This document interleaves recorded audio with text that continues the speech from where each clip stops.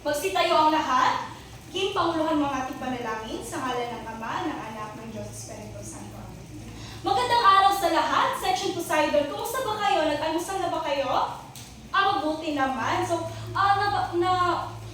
kahapon, nakita ko na parang late kayo umuwi. Bakit? Ano ba ginawa niyo kahapon? Nag-practice kayo ng theater. Okay. Bago kayo umupo, pakipulot muna ng inyong mga basura sa ilalim ng inyong upuan at saka pakihalay na lang din ng inyong mga upuan para maganda namang tingnan. Ayan. Maraming salamat. Pwede na kayong umupo. Para sa ating kalihim, Pearl, meron bang lumiban sa ating klase ngayong araw? Wala. Mabuti naman. Ay, palapakan ng sarili, Grabe. Always talagang present ang section Poseidon. Ayan. So, bago natin sisimulan ang ating klase ngayong araw ay ibabahagi ko muna sa inyo ang ating alituntunin sa loob ng ating silid-aralan. So, meron tayo ditong salitang dinig. Basahin mo nga ito na sabay-sabay. Ayan, maraming salamat. So, lagi nyo itong tatandaan dahil ito ay magiging gabay ninyo sa daloy ng ating buong klase. At saka, dapat talaga ninyo itong isa-isip at isa-puso. Ayan, naintindihan ba ng lahat? Maraming salamat. Ngayon naman ay bago tayo dumako sa ating formal na discussion ngayong araw, ay magkakaroon muna tayo ng kaunang gawain. Ito ay, ayan. So, basahin mo nga yung panuto na sabay-sabay. Maraming salamat, So, ang gagawin nyo lamang ay punan nyo ang bawat patlang ng mga nawawalang titik para makabuo kayo ng buong salita. At saka, napapansin ninyo merong mga larawan dito. So, yan yung gabay ninyo para masagutin nyo ang ating paunang gawain. Nagkakaintindi ba ang lahat? Ayan. Sagutin nyo lamang ito sa isang apat na papel. Bibigyan ko lamang kayo ng 1 o 2 minuto upang masagutin nyo ang ating gawain ngayong araw. Okay, magsimula na kayong lahat. Ayan, natapos na ang ating oras. Ipasa nyo na yung mga papel sa harapan. Ayan. Okay, so ngayon naman ay susunod naman nating gagawin ay magtatanong muna ako sa inyo kung meron pa ba kayong naalala sa tinalakay natin kahapon. Magtatanong ako sa inyo. Okay.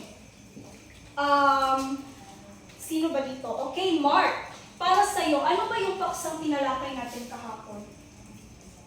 Okay, patungkol sa komunikasyon. Ayan, mabuti, mahusay. At ano naman ang ibig sabihin ng komunikasyon? Okay, Sean?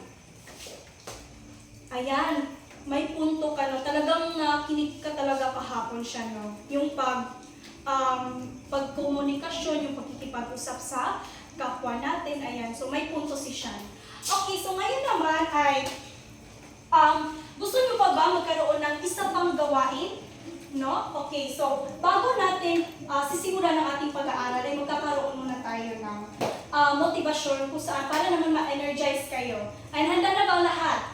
Okay, so ito ay tinatawag na oo, hindi. So ano bang gagawin natin? So tumayo kayo lahat, So tayo lahat. So ang gagawin niyo lamang ay pag sabihin kong oo, tatayo kayo. At kapag sabihin ko naman hindi, ay uupo kayo. At kung sino yung mag-aaral na makikita ko na mali yung galaw, kapag halimbawa oo, uupo, at saka kung hindi ay tatayo, ay siyang makakabunot dito sa inihandang kahon. Ayan. Handa na ba ang lahat? Okay, so, oo! Hindi! Hindi! Oo! Ayan, so nakita ko si Aishin. Nakita ko si Aishin noon na mali yung paggalaw niya. Ayan, so dahil ikaw yung nakita ko, Aishin, ay bubunod ka dito sa kahon. Ayan. Okay, babasahin ko, At sasagutin mo. Nang sumipot sa maliwanag, kulubot ang balat. Ano para sa iyo yan, Aishin? Isa itong bugtong. Kung talagang may naalala ka pa. Ang palaya. Ayan, correct. Tama si Aishin. Dahil dyan, ay magkakaroon tayo ng fireworks clap. Alam niyo ba yung fireworks clap? Ganito lang siya. 1, 2, 3. 1, 2, 3. Shhh! Mahusay. Ayan, ganyan. So, palakpakan si Aishin, Ngayon naman ay palakpakan natin ang mga sarili, dahil nasagot nyo lahat ng mga hamon dito sa loob ng kahon. Ngayon naman ay, gusto niyo pa ba ng isa pang gawain? Ayan, gusto niyo pa, no? Ayan, so, meron at tayong tinatawag na linya ko, kulang mo. Ayan, so meron ang panuto ay, meron ako ditong inihandang mga linya, mga Pinoy movie lines na kung saan ay dapat nyo lamang pakinggan dito sa ipi-play kong speaker at saka ang gagawin ninyo ay sino yung artista ng sino artista ang nagsabi ng line na yun. Okay, so handa na ba? Ayan, mag-start na ako, no?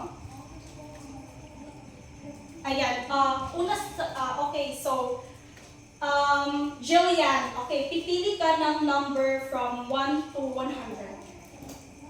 Okay, 5 lang. Okay. 1, 2, 3, 4, 5. Okay, Dalmark. Ayan, Dalmark. Dahil ikaw yung number 5, ayan, sagutin mo ito. Pakinggan mo ng mabuti kung sino ang artista na nagsabi nito. Tama! Hindi ikaw si Celine! And you will never be Celine! Ayan, so sino yan para sa iyo, Dalmark? Ayan, mahusay si Daniel Padilla. Dahil nasagot ni Dalmark ng tamang sagot, ay bibigyan natin siya ng fireworks clap. 1, 2, 3, 1, 2, 3. Mahusay. Ayan, so napakagaling, no? Ayan, so palapakan ng mga sarili dahil nasagot niyo ng tama at alam niyo kung sino ang mga artista sino nagsabi ng linya na yun. At ngayon naman ay magtatanong ako, no, kung ano ba ang iyong naramdaman sa ginawa nating aktibidad. Okay, so Christine Joy. Ayan, nasiyahan si Christine Joy. At ano naman ang ginawa ninyo upang mas maayos na makilala ninyo ang artista mula sa linya na inyong napakinggan? Ayan, sino gustong sumagot? Okay, Regine. Ayan, so familiar ka lang. Okay, so familiar si Regine. Base naman sa ating ginawang gawain, so sa inyong palagay, ano ba ang pagsatalakay natin ngayong araw? Okay, Maureen? Pwede? Pakikinig. Okay, pwede siya. Mamaya malalaman natin, no? Bago po itatalakay sa inyo ang ating discussion ngayong araw, ay babasahin niyo muna ang layunin. Ayan, layunin. Sa pagkatuto. Ayan, basahin niyo ang sabay-sabay. Ayan, maraming salamat, no? So, para sa inyo, ano ba yung talakayan natin? So, ito ay tinatawag na, tama yung sagot ni Maureen kanina, ito ay ang pakikinig. At, meron tayo ditong,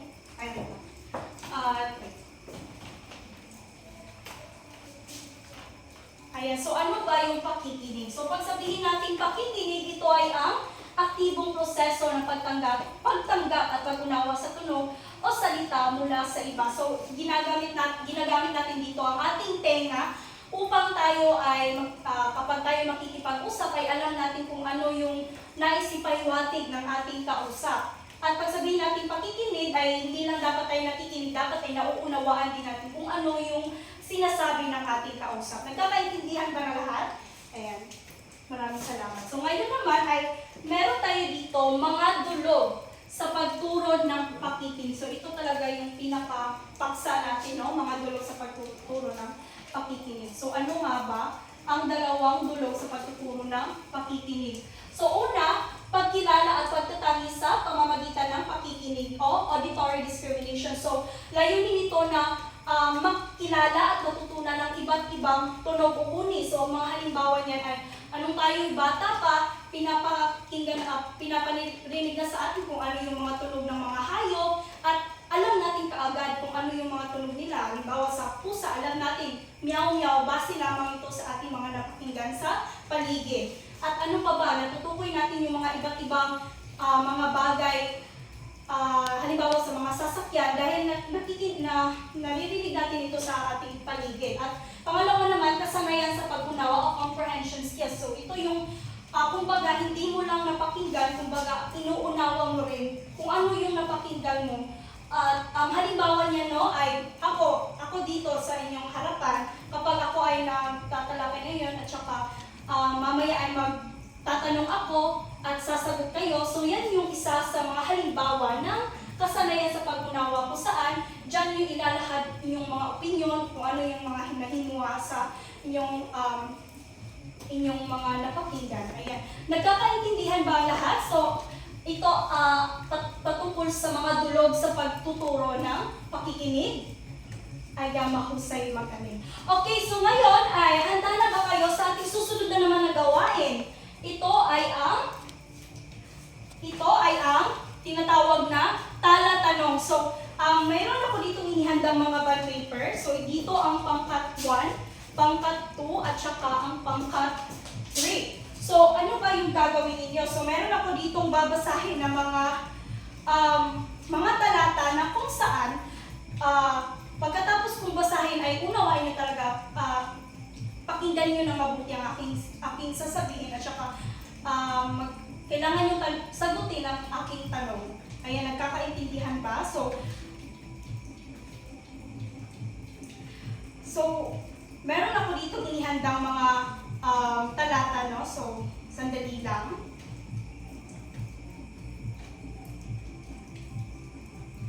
Ayan. So, ito ang una. Pakinggan niyo ako na mabuti. Si Ana ay pumunta sa palengke upang bumili ng gulay para sa hapunan. Nakakita siya ng sari-saring prutas at gulay at natutong pumili ng mura at sariwa. Pag-uwi, ipinakita niya sa kanyang ina ang kanyang binili. Ang tanong, ano ang pangunahing ginawa ni Ana sa palengke? Ayan, so sino kaya yung unang makasagot, no? Am I not to know? Ayan, so sino kaya yung unang makasagot? Okay, so tapos na ba ang lahat? Itaas na yung mga ball pen. Okay, so isa-isahin ko ng check, no? Okay, sa pangkat 3, hindi gaano kaayos yung pagkasagot. Ngunit nakuha naman yung points, so may 3 points. At sa pangkat 2 naman, hindi nakuha yung sagot. So bawi na lang sa susunod na round, so may 1 point.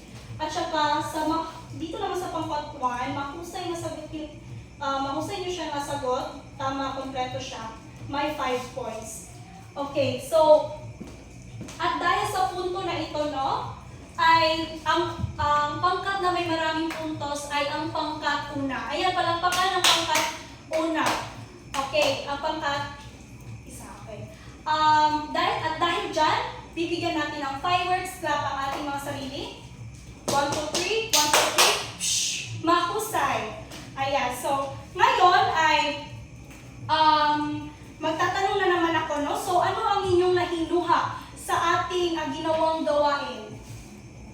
Okay, Pearl? Okay, nasiyahan si Pearl. At saka, paano mo naman magagamit yung mga natutuhan ninyo sa base kanina, no, sa pakikinig at pag-unawa? So, sa iyong, paano niyo siya magagamit sa iyong pang-araw-araw na pamumuhay? Okay, Lovelisa. Ayan, magagamit siya kapag, yan, magagamit siya pag nagtatrabaho, ayan. Dahil sa mga interviews, ayan, magaling, mahusay. At dahil dyan, ay talagang naunawaan niyo talaga ang ating tinalakay, no? So, magkakaroon tayo ng pagsusulit kung talaga meron ba talaga kayong natutuhan sa ating talakayan. So, basahin niyo nga yung panuto ng sabay-sabay.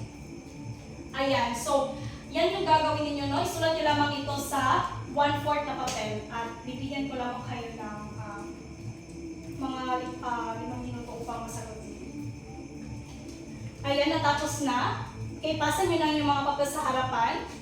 Ayan, maraming salamat. So ngayon naman ay bago natin formal na tatapusin ang ating klase, ay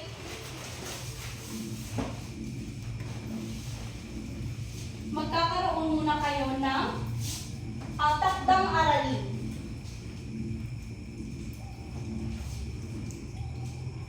Okay, basahin nyo lang sabay-sabay ang ating takdang aralin. Okay, so, pakinggan nyo lamang yung kantang Masdan Mo Ang Kapaligiran at isend ko mamaya sa YouTube. Okay? So, at pagkatapos niyan ay may mga katanungan, sagutin nyo lamang at isulat nyo lamang sa isang buong papel. Ayan, nagkakaintindihan ba ng lahat? Ayan, so maraming salamat no para sa ating panapos na panalangin. Inaanyayahan ko si Binibining Althea para sa ating panalangin. Sa kanilang abana. Ayan, maraming salamat. Hanggang sa susunod naman, bukas na naman no. Ayan, maraming salamat. Paalam!